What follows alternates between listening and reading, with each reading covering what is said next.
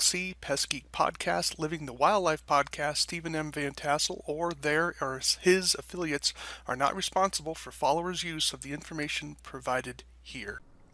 Hi everyone, Stephen Vantassel here, Wildlife Control Consultant, bringing you another episode of Living the Wildlife as part of the Pest Geek Podcast family. Glad you made it here today. I hope you've enjoyed previous podcasts. If you're new, well, welcome to the show. This is a site or a podcast, I guess we should say, that covers all things related to vertebrate pest management. So I welcome feedback from you in terms of subjects that you may want to have covered. You can reach me at wildlifecontrolconsultant@gmail.com. That's wildlifecontrolconsultant@gmail.com. I'd love to hear from you. Otherwise, I'm just going to talk about what I'm interested in. You can also visit us on the Pest Geek Podcast page with Facebook. We hope you join us there. And then, of course, you can also see my videos both on YouTube and on Rumble. For Rumble, just go to Wildlife Control Consultant, and my podcast will be listed there. All right. Well, last time we were together, I talked about the new EPA rodenticide proposal for changes to rodenticide labels within the United States. So the EPA, for those of you outside the country, is an environmental protection agency, and they obviously at the federal level manage pesticide labeling within the United States. And they're making some major proposed changes here, and we went through them last time. So if you haven't heard those changes, well, then you certainly want to go back to part one, because this is going to be part two, and not going to be quite as long as before, but definitely this is a two-parter. So in order to get full context, you probably should stop here, go back to part one, listen to that where I kind of summarize it. So let me pull up the publication for us here. So let's just go back to the beginning. Let's see, I'm on page, I think 53 or so. And I'm going to go all the way back to the beginning just so that you can see what the title of it is. And let's read it together. It's the proposed interim registration review decision for 7 anticoagulant rodenticides published by the EPA in November of 2022. Now, I'm recording on the 10th of December, but you're probably going to be hearing this sometime, probably mid to late December by the time you hear this. So I've been going through this document, pointing out some of the rationale for the EPA in making these particular changes. I've made some criticisms and comments on some of those changes, and then noting that they're going to impact you and that the likelihood of these being implemented is rather high. The way I've talked about it before was the concrete isn't hard, but it's getting harder. And so definitely made some comments in that regard. So you want to check out our previous presentation on that. So let's come down to this to kind of get to where we were starting with before. And we've already discussed that. So we talked about the respirator requirement. So here we go for the methods of application. So we talked about the PPE already in the previous podcast. So now we're into the fourth recommendation from the EPA in terms of making changes in terms of how anticoagulants are handled and used within the United States, and I would assume, many of its territories. And so here was what they're recommending. And so they're recommending that for above ground applications of loose meal bait formulations of chlorphacinone and difhacinone. All right, so let me stop there for a minute.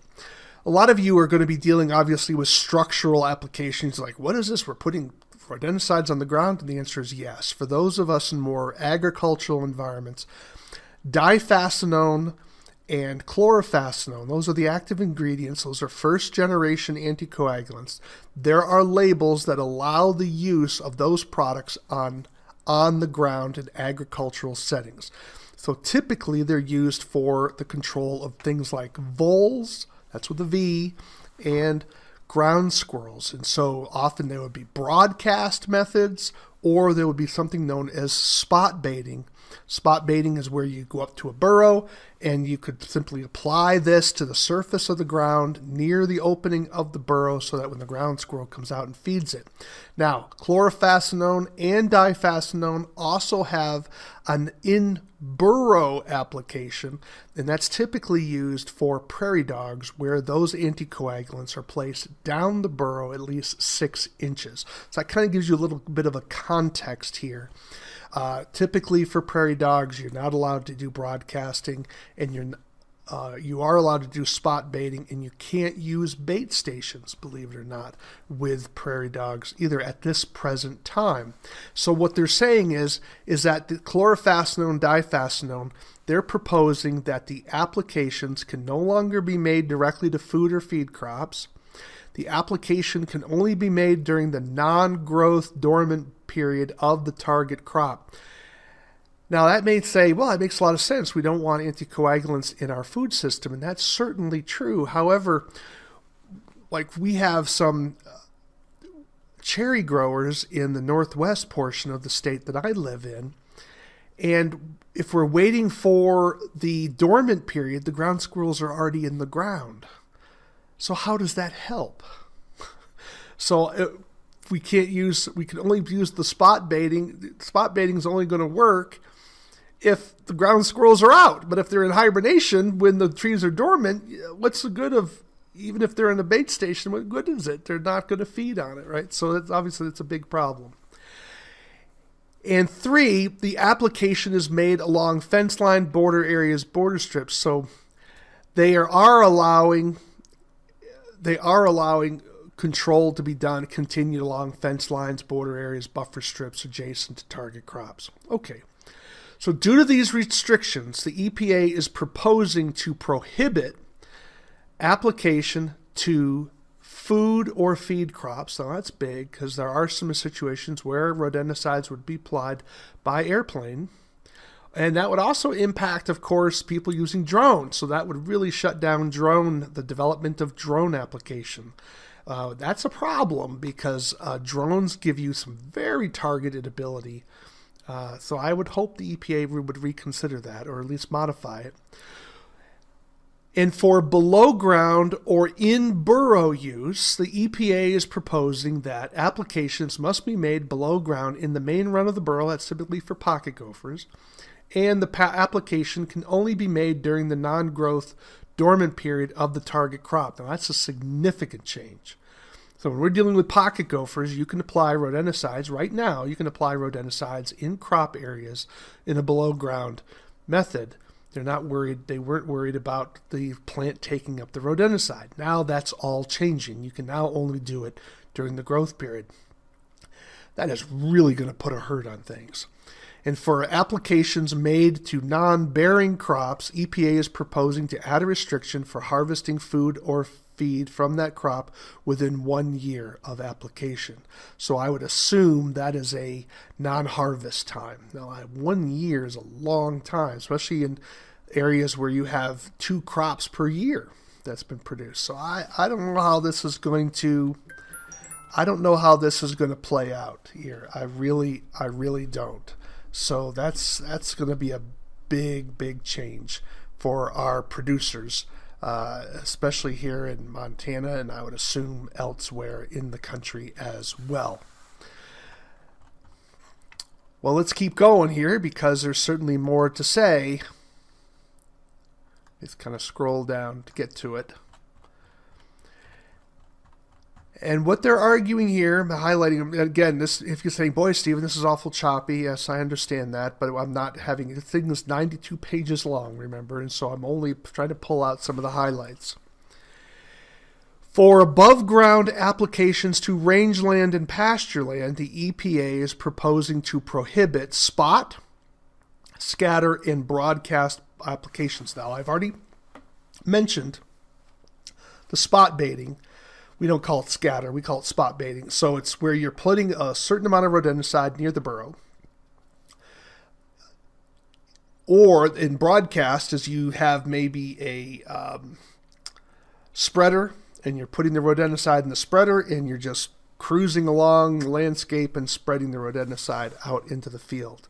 They're looking to prohibit that, in that the only above ground applications to rangeland, pasture land, fallow land may only be made using a tamper resistant bait station. That's going to be huge. So I'll be very interested in how they're interpreting this in relationship to prairie dogs. I don't have a good sense of how they're understanding this. Are they going to allow prairie dogs to be killed with bait stations? Because previously that was not the case. So I'll be interested in seeing how they work through some of these more finer or species specific nuances here. So I'm not exactly sure how that's going to play out. Another significant change, and I think, in fairness to the EPA, I think this is a good one. I think this is an appropriate change. I don't think this is punitive. I don't think this is a big deal. I've been certainly encouraging people in my trainings to use the Bulletins Live 2 website. If you're not familiar with the Bulletins Live 2 website, let me kind of pull that out here. And let's go to Bulletins Live 2. This is the website created by the EPA to let you know if there's any endangered species restrictions in the particular area where you're looking to apply. And so here we have sort of a Google type map, and you would basically type in a location. So let's type in mine. I live in Lewistown, Montana, right? No secret there. Lewistown, Montana. And basically it Google Earths down to your location, and it lets you know if there are any restrictions on the use of use of pesticides in that particular area. Now, obviously, if you're applying pesticides outside of the area listed here, well, then you have to move the map. Okay. So, and you say, well, this tells me that there's no restrictions anywhere in and around the city of Lewistown.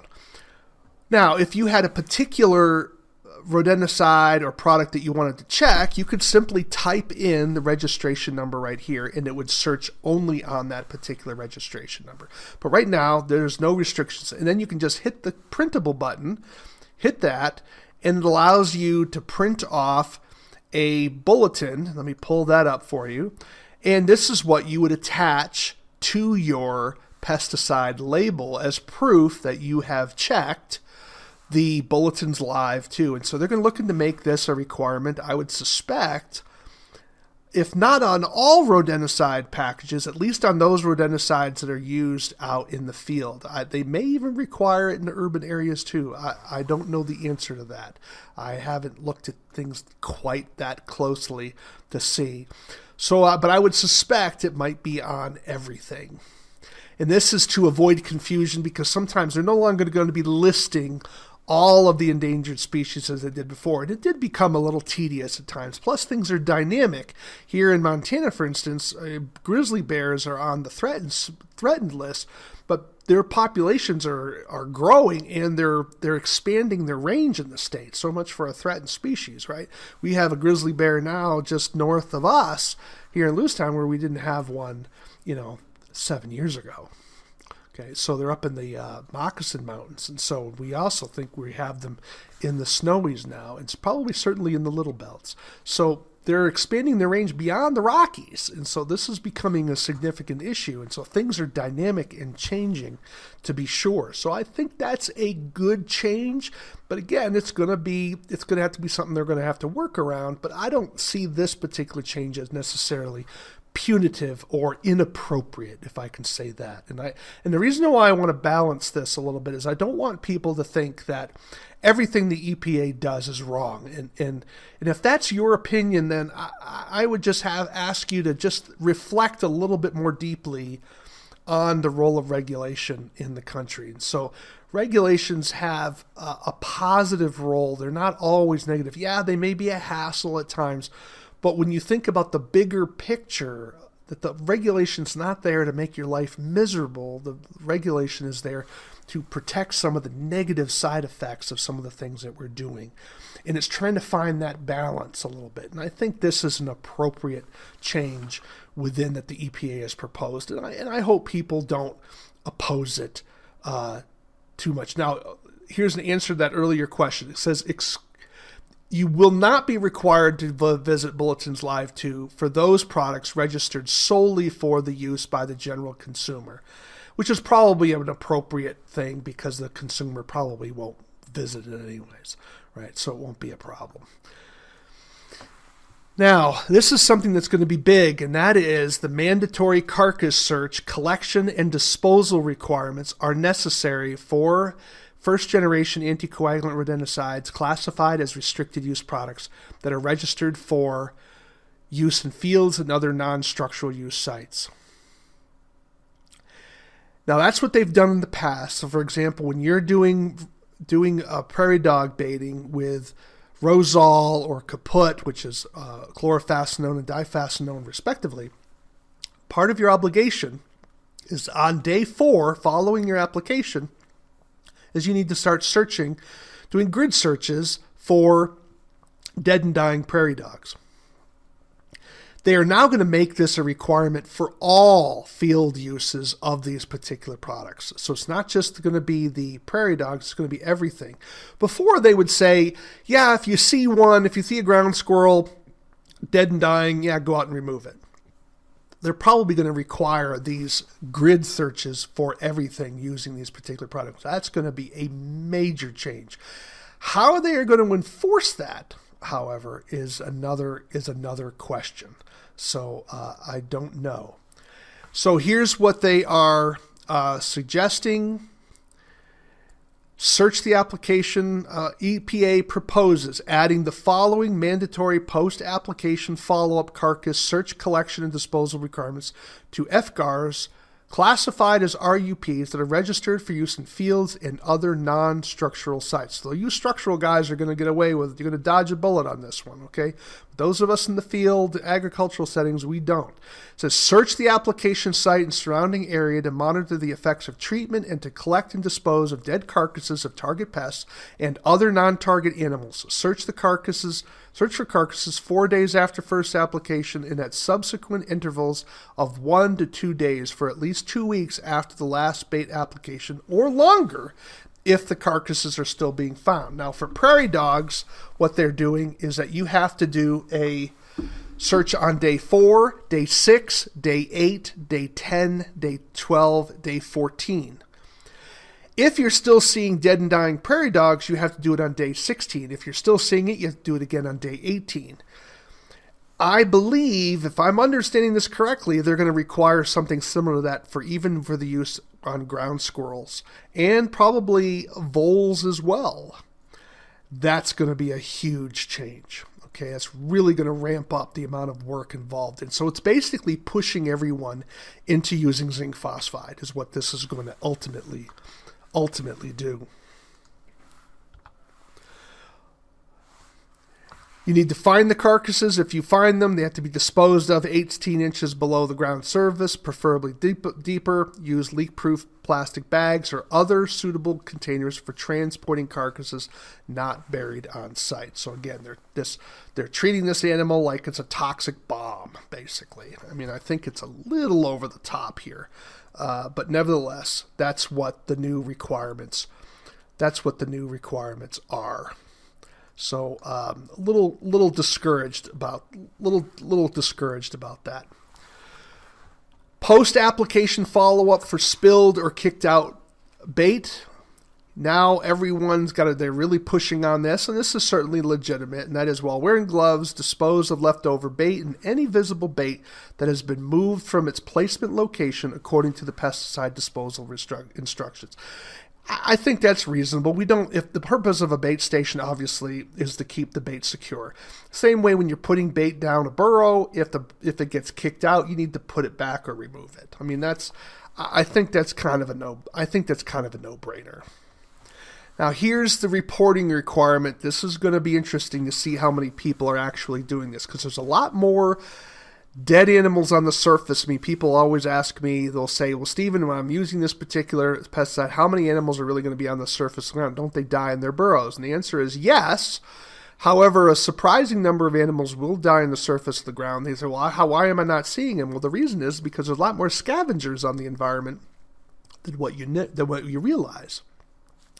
So the EPA now is saying, you now have to report all dead or dying non-target animals must be reported to the EPA Pesticide Incident Reporting System, and they give you the URL, as soon as possible. How many people are going to do that? I don't know. How many people are doing it now? Because some of the labels do require it. They're also requiring all dead or dying non-target animals should be reported to the EPA's Pesticide Incident Reporting System. And this is for the FGAR and SGAR products for the consumer. So this is not just going to be done for the RUPs. This is also a requirement for the GUPs, which I think is fair. I commend them for that, but I really would wonder how much this is going to be done. And I really question how much reporting is going to occur there. The EPA has some information on some of the graphic issues. I'm not really going to talk about that per se. I'm not sure that's really relevant for us. But let's get down to this last section, and that is they're making additional requirements for each of the manufacturers of these particular pesticides. So the manufacturers are now going to be obligated to provide educational materials that describe the importance of protecting non-target organisms and BMP's best management practices to reduce potential rodenticide exposure to non-target animals, including listed species. Now, whenever you hear the phrase listed species, that's referring to those animals that are either threatened or endangered under the Endangered Species Act. Materials must also describe label provisions intended to minimize potential exposure to the product. I'm going to move down to the page. Mammals, birds, reptiles, and amphibians that may be exposed to rodenticides through primary or secondary consumption, and it goes on. So now an additional burden is being placed on manufacturers. They now have to be basically kind of a training site for how to use their product more safely. Now, a lot of manufacturers have already started to do that, but this is certainly going to ratchet that up from an option to something that's mandatory. Again, changes indeed are coming, and so it will be fascinating to see how all of this plays out. And then lastly, the importance of integrated pest management practices to control a rodenticide infestation. I think I made a mistake here. Excuse me. Yeah, sorry, I did. So let me redo this again. So it's the minimized potential for product exposure to non-target organisms, including, if applicable, carcass search, collection, disposal, cleaning up spilled or kicked out bait, an overview of BLT, and incident reporting. I'd have to look up what BLT meant again. I forgot what that meant. Let me do a little quick search here. BLT.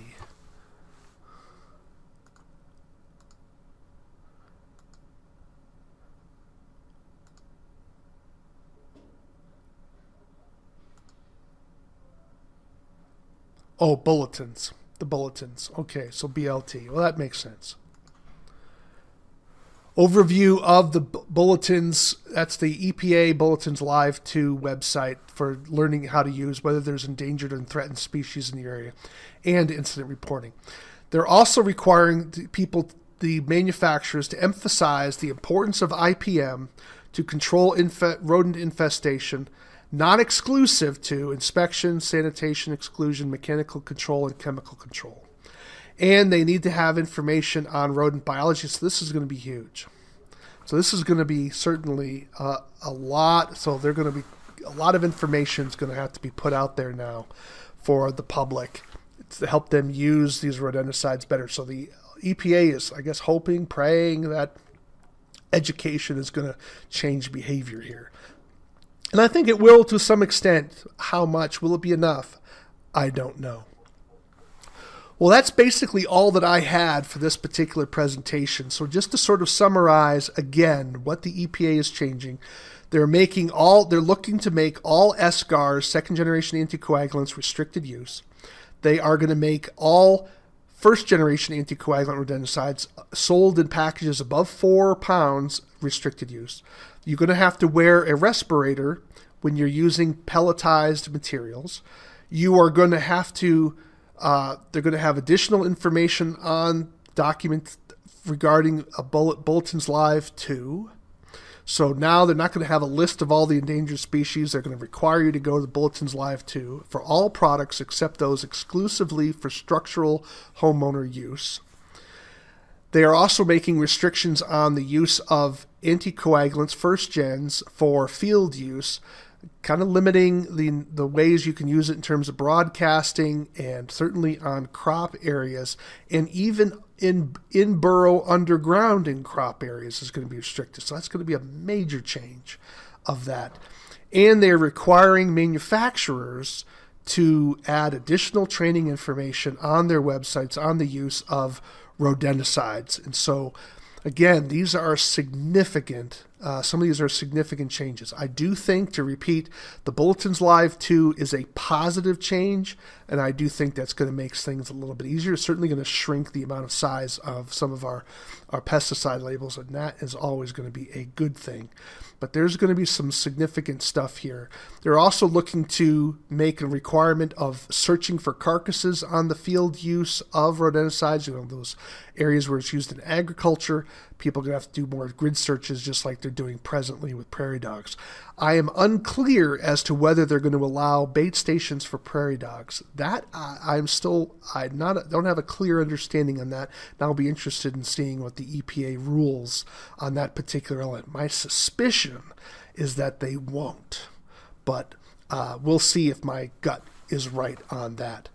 Well, again, this is the changes coming, and some of these changes are good. Some of these changes, I think, for my opinion, is a little bit of overreach, and then I do wish the EPA would put more emphasis on enforcement, because I am not convinced that putting up more road signs is going to change driver behavior. That's the analogy I'm using. And the same way, I don't think a lot more restrictions on these labels is going to necessarily change enough human behavior for them to feel that they're making progress. If we're not working on enforcement, I don't know where all this is going to go. Well, you've been listening to Living the Wildlife podcast. My name is Stephen Vantassel. The presentation today has been on the part 2 of the proposed interim registration review decision for 7 anticoagulant rodenticides published by the EPA in November 22. So this is not set in stone, but as I said, the concrete is hardening. Has your association commented, and will it comment, because we are in the comment period on this particular document. So if your organization's not commenting on it, why isn't it? And that may be something if you're spending money in your association, ask them, well, why aren't you making a comment? Don't you want to protect my interests? And if you don't speak, your other voices are going to fill in the gap that would have been left for you. Well, again, I'm Stephen Vantassel. You've been listening to Living the Wildlife as part of the Pest Geek podcast family. Glad you joined us. Do sign up for the notifications for when we have other shows coming out. Also visit me on Rumble. You can go to Wildlife Control Consultant, and you can look me up there. I post my podcasts up there as well. And of course, I'd always want to be hearing from you. It's at wildlifecontrolconsultant@gmail.com. wildlifecontrolconsultant@gmail.com. Give me suggestions for future shows and comments, and yes, even criticisms. So this is Living the Wildlife, and why do we call it Living the Wildlife? Because we want you to live the wildlife, not be the wildlife. Take care, everybody.